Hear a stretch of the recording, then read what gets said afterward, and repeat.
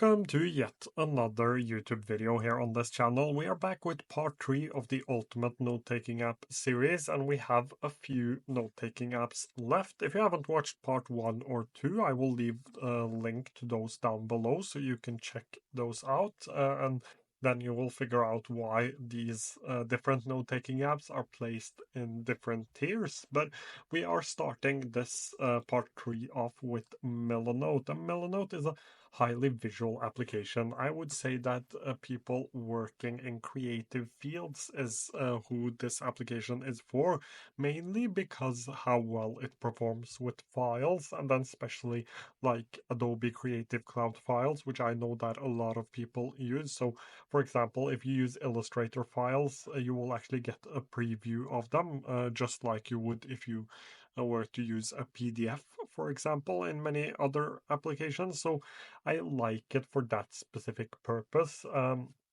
I think the overall application is really good. It might lack some of the newer features, like it should have the ability to tag within the application. So your different note cards, which is basically how you take written notes inside of this, you can't actually add tags to them.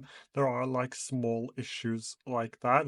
When you compare it to the likes of, for example, Heptabase, which is also a visual application, but many of the other visual applications as well, they have a lot more of the features that are expected in 2024 going into 2025. So that drags it a little bit down. The other thing that drags it a little bit down, this is something they are fixing. So by the time you're watching this video, that might already be out, but it is the new mobile application because the old one is practically unusable. The only thing it works for, in my opinion, is just quick notes. Apart from that, I don't like it at all. I don't like how the boards behave. I struggle to find exactly the thing I'm looking for. So, because of that, I think I will drag Milanote down this year. I think I will put it in C tier. And this year, they haven't actually done anything. They haven't done much when it comes to upgrading, but it is a really stable application. I just wish that we could see more development. This year, they've spent most of their time actually trying to fix like the core application, which is basically making it faster. Next up, we will do Supernotes, and this is a little bit of a difficult one because I think this is a really good application.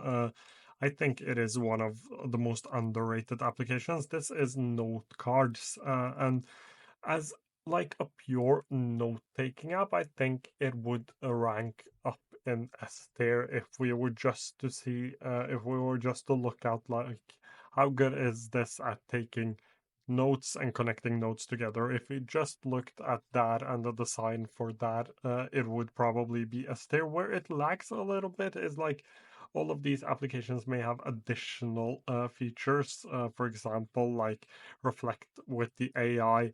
Heptabase has a few cool ones, but mainly the whiteboards. Also, the new audio cards are really cool. So, Heptabase, no, sorry, Supernotes lacks a little bit of that, but I honestly think it is one of the best note-taking applications out there.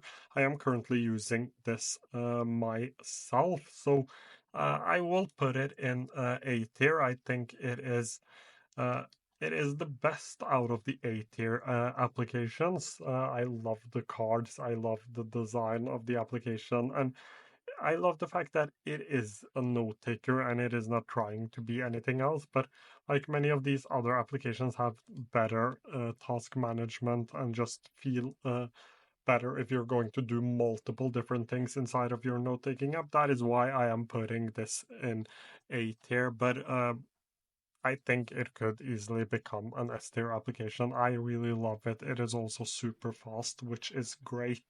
Next up, we will do Evernote, and I feel like Evernote has made a comeback ever since Bending Spoon acquired them. And no one actually thought that a company named Bending Spoons would be the savior of Evernote, but they were.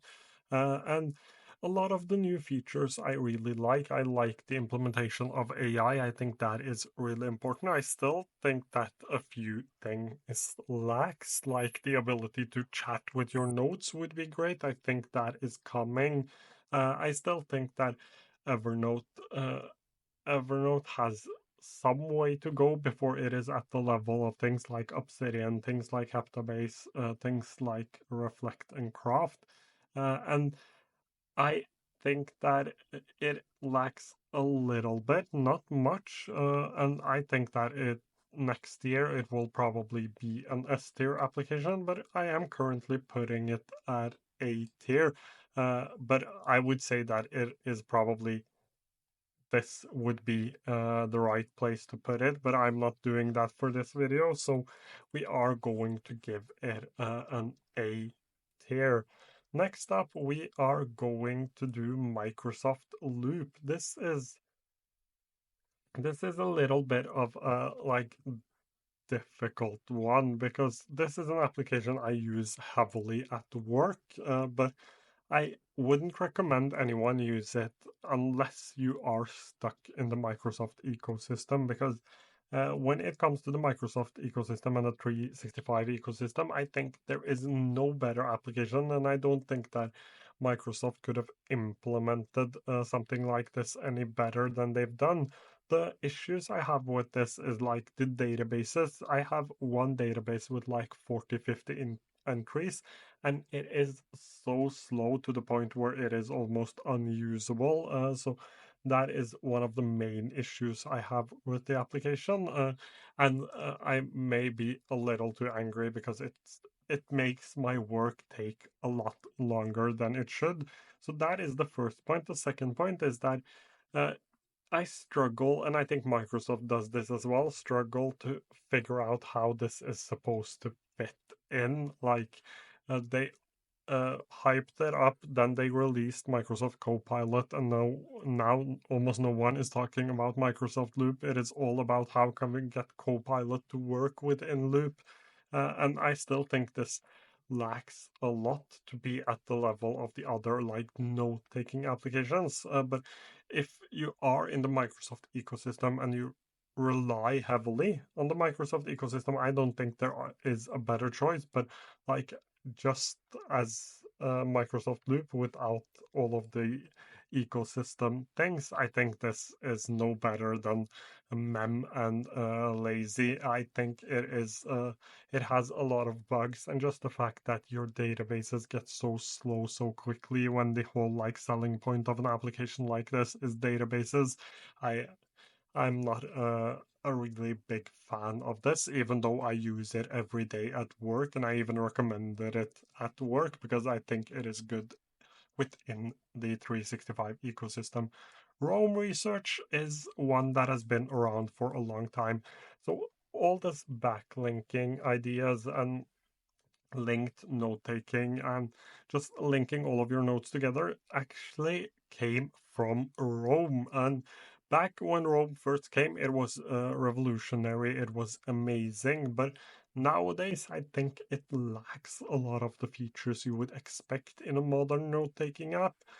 So it doesn't feel like it has improved a lot or added new features as all of these other note-taking apps have become more modern. I feel like Rome Research have not, which is why I am actually going to put this in C tier. Even though it is a really stable application, it feels weird that it doesn't have like good AI or any AI. It lacks a lot of the things I would expect. The UI looks really old, and just in general, not adding new features for such a long time makes it feel really old when a lot of new note-taking apps are coming up and actually trying to fight for the spot of being the best outliner application. I don't even think this is as good as Tana now that Tana actually has released a mobile application. Because when I first filmed the first part, I don't think that the mobile application is out, but now they have started to release it in early access at least.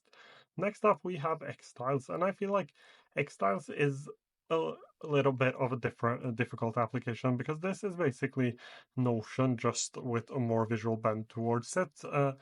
I I covered it like a couple of years ago. I think it was 1.5 years ago, and back then there was no databases, but now they've added that feature as well.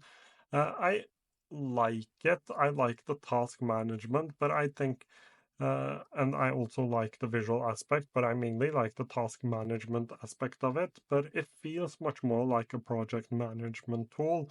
And I think they are trying to put too much into the application. Like, compare it to something like ClickUp. I think they're adding a lot of things, and it hasn't gotten slow, at least not yet, but it makes it really hard to learn the application. I still think that this is an underrated application and should be in A tier, but I would actually put it like this, so between B and A, but I will give it an A tier for this video. The last one we are going to cover in this this part three I think we're at now. I have been able to speed it up a little bit. Is actually Capacities. Capacities is an object-based note-taking app that a lot of people love. You have databases inside of here, you have objects inside of here, you have daily notes inside of here, and they have a lot of offline functionality now. With this application, it is one that I have struggled to understand and like use regularly. I can't understand it no matter what I do. But the application is really, really good. And I feel like they are always developing this in the right direction. And also the fact that it is object based, which makes it a lot easier for people to like organize within the application. I think that is why a lot of people love object-based note-taking. So I definitely think this is S tier. I think this is at the level of things like Heptabase, Craft, Reflect, and Obsidian. So I am going to put Capacities in S tier. That covers it for today's video. I will do the last part where we do the remaining one. I think that will be a little bit of a longer video, but that covers it for today's video. If you have any questions, feel free to leave them down below and I will try to get to them as soon as I can. Thank you so much for watching today's video.